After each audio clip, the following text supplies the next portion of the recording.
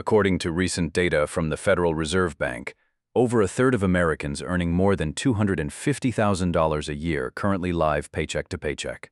Read that again. Not $50,000, not $100,000. $250,000 a year, and there is nothing left at the end of the month. You see these people every day. They drive luxury cars, they wear premium clothes, and they live in expensive neighborhoods. But one missed paycheck would send their entire life into freefall.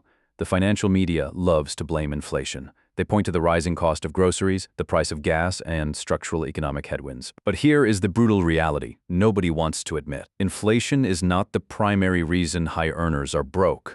Bad math is. Earning a high income is not the same as building wealth. Income is just the raw material. What you do with that raw material dictates whether you end up a millionaire or a high-paid wage slave. Today, we are looking at a very specific phenomenon. It is called the Henry trap. High earner, not rich yet. The problem with earning a six-figure income is the illusion of safety. When you make $75,000 a year, you know you have to budget. You feel the rigid boundaries of your paycheck. You check your bank account before booking a flight or buying a set of tires. But when your household income crosses $200,000, those boundaries disappear.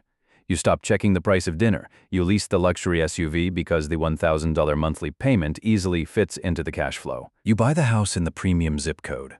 On paper, you look incredibly successful. In reality, you are balancing on a financial tightrope. The trap snaps shut slowly. You do not wake up one morning and decide to ruin your financial future. You do it one small, justifiable purchase at a time. A nicer car here, a bigger home there, a premium vacation because you had a stressful quarter at work. Before you know it, your massive income is entirely spoken for by the 15th of the month. This is the dual nature of modern wealth. The first cost is obvious. It is the price tag of the lifestyle. But there is a second cost most people ignore. It is the opportunity cost of the capital you are lighting on fire to maintain an image. You are trading permanent financial freedom for temporary social validation. Today, I am going to walk you through the 8 invisible traps that keep six-figure earners completely broke. I will show you exactly how the math works against them. By the end, you will understand that wealth is not about what you earn. It is entirely about what you keep. Number 1. Confusing borrowing capacity with affordability. The moment your income spikes, lenders start throwing money at you. The bank looks at your $180,000 salary and approves you for a $900,000 mortgage. They approve you for multiple credit cards with massive limits. The mistake high earners make is treating the bank maximum approval limit as a spending target. Just because you can secure the financing does not mean you can afford the purchase. True affordability factors in the disaster scenario. It factors in job loss, medical emergencies, and market downturns. When you max out your borrowing capacity, you strip away all your margin of safety. You become entirely dependent on your next paycheck to service the debt of your past decisions. Do the math. Run the numbers on a $900,000 mortgage at current interest rates. You are not buying a house. You are buying a highly leveraged liability that demands massive cash flow to maintain. Number 2. The Perpetual Car Payment Trap. According to Edmunds, the average monthly payment for a new vehicle in the United States recently crossed $700. For high earners, that number is often well over $1,200, but the payment itself is not the actual problem. The problem is the cycle. Most high earners never actually own their vehicles. They lease a new luxury SUV every 3 years. They treat the $1,200 monthly payment as a fixed utility bill, right next to the electric bill and the water bill. This is a catastrophic destruction of wealth. You are pouring premium cash flow into an asset that loses half its value the moment you drive it off the lot. Let us look at the compounding math. If you stop the cycle and instead took that money to build wealth, the results are staggering. $14,400 annually invested at 8% returns over 30 years becomes approximately $1.6 million. Read that again. By choosing the luxury lease every 3 years, you are trading $1.6 million in future wealth for heated leather seats today. Number 3. The invisible tax of social inflation. This is also known as lifestyle creep, but social inflation is far more insidious. When you get a promotion, your peer group usually changes. You start associating with other high earners. Suddenly, the expectations shift. Your colleagues send their kids to private schools that cost $25,000 a year. They take winter vacations to Aspen and summer trips to Europe. They wear expensive watches and belong to exclusive golf clubs. You start adopting these habits without even realizing it. You justify it by telling yourself you worked hard and deserve to enjoy your money. The trap is real. Social inflation slowly absorbs every single dollar of your increased income. You make $50,000 more this year, but you somehow feel poorer. This happens because your spending is scaling linearly with your income. Wealth is created in the gap between what you earn and what you spend. If that gap never widens, your net worth will stay flat forever. Number 4. Being house rich but mathematically poor. Real estate is an excellent way to build wealth, but the primary residence is heavily misunderstood. High earners love buying the biggest house in the best neighborhood. They view it as a status symbol and justify it as an investment. But your primary residence does not produce cash flow. It consumes it. Between property taxes, homeowners insurance, routine maintenance, HOA fees, and mortgage interest, a large house is a massive drag on your monthly liquidity. In states like Texas or New Jersey, the property taxes alone on a luxury home can easily exceed $20,000 a year.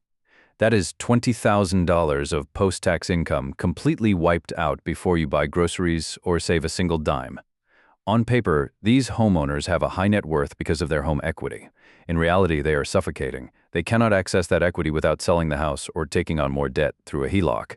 They are trapped in a golden cage of their own making. Number 5. Treating retirement accounts as an afterthought. It is shocking how many people earning $200,000 a year contribute the bare minimum to their workplace retirement plans. They put in just enough to get the employer match, usually around 3 to 5%. That they tell themselves they will invest more later when things settle down. But things never settle down. There's always a new expense. A wedding, a kitchen renovation, college tuition. The IRS allows massive tax advantages for a reason. By not maxing out your 401k, your IRA, or your HSA, you are voluntarily paying more in taxes than required.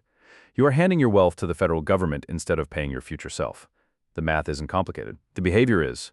If you make a high income and you are not maximizing every single tax-advantaged account available to you, you're doing it wrong.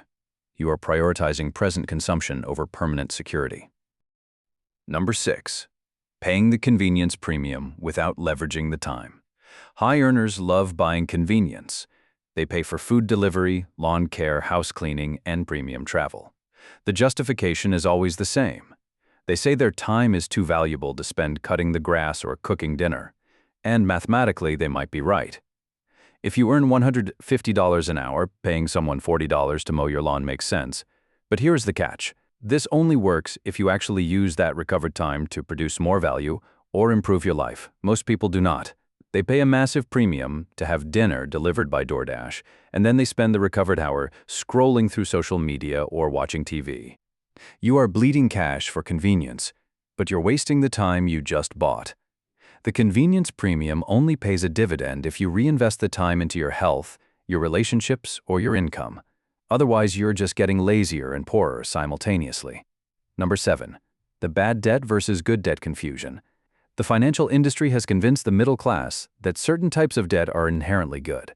They label student loans and massive mortgages as good debt because they theoretically lead to higher earnings or asset appreciation.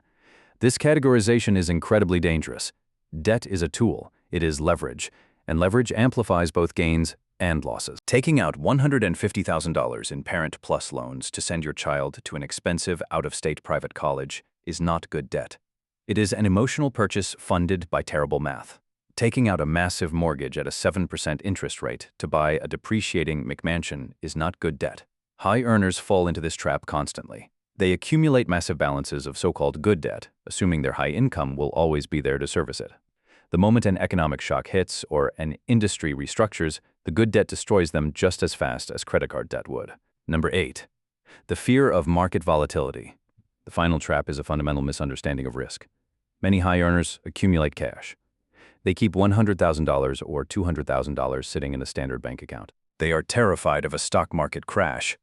They watch the financial news, hear about impending recessions, and decide the safest place for their wealth is cash. This is a guaranteed loss. Inflation is an invisible thief that steals your purchasing power every single day. Keeping massive amounts of cash is not safe. It is financially reckless. The S&P 500 has weathered world wars, depressions, pandemics, and housing crashes. Over a 20-year timeline, the risk of investing in the broad U.S. market approaches zero. The real risk is not market volatility.